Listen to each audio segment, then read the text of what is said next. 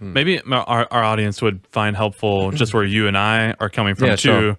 just so there's no confusion. Yeah.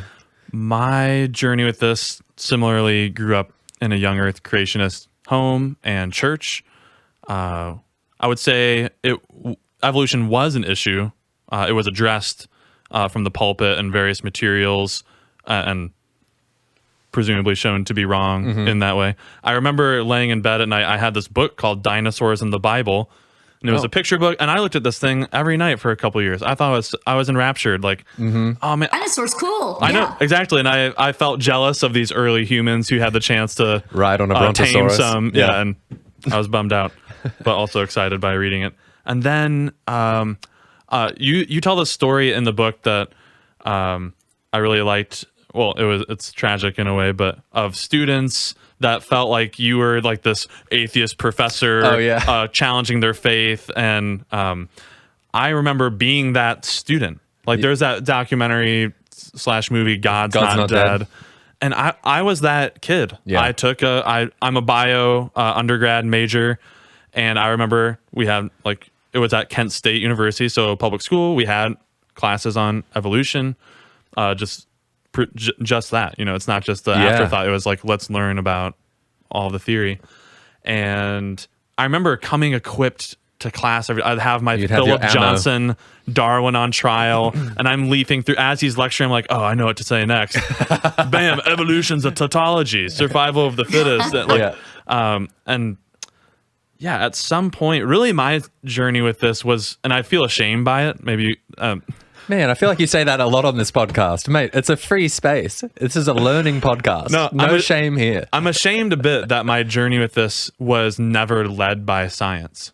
Oh, I know what you mean. Yeah. Yep. At every point along the path, I found what science-y things to back up your position. And in fact, I still feel that way, even though so my journey toward embracing a theistic evolution view was more scriptural. I just felt I became convinced of a non-literal reading of Genesis through the likes of folks like John Walton, who I think endorsed the book. I was delighted to see that. Oh, that's great. So I just felt free to, I don't think Genesis 1, nor really the rest of Genesis, is trying to say anything about science. So I'll just kind of let it ride. And so similarly, I feel very naive about the scientific evidence that undergirds my current belief. Yeah, I'd agree. My story is pretty similar. Grew up, sounds like we all had pretty similar upbringings, actually. Grew up in the church with a particular sort of wooden view of scripture and a literalist view of scripture.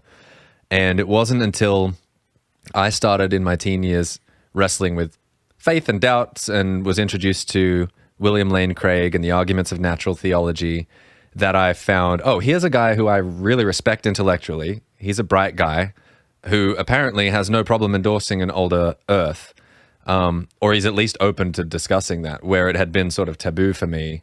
And I think part of that was the fear is, well, if I can't trust Genesis, then how do I know Jesus is real or whatever, But as my understanding, like now these days, to your point, my understanding of what Scripture is trying to do, and particularly what the opening chapters of Genesis are trying to do, there's just, the stakes are much lower for me now. So I've been afforded sort of this freedom to remain agnostic about it. And like you, I have some vague memory of the arguments on each side. Like I know the eyeball is apparently too complex to evolve, and there's irreducible complexity, right. And then there's these buzzwords. Yeah, I remember that back and forth, but I'm not that intimately acquainted with where the data is at, and so I've been comfortable siding with the scientific majority, which it seems like the consensus is like I evolution, do with everything else. yeah, like I do with cosmology. All of it. I'm trusting the scientific method. Tylenol when I take. I'm not doubting. This technology efficacy. we're using to talk right now, that came from the scientific method. It serves me really well in every other area. So but my faith and my relationship with God isn't hanging in the balance based on where I come down on this issue. So I feel in this conversation like a genuine inquirer. I'm really keen to learn. I don't know how I should think about it.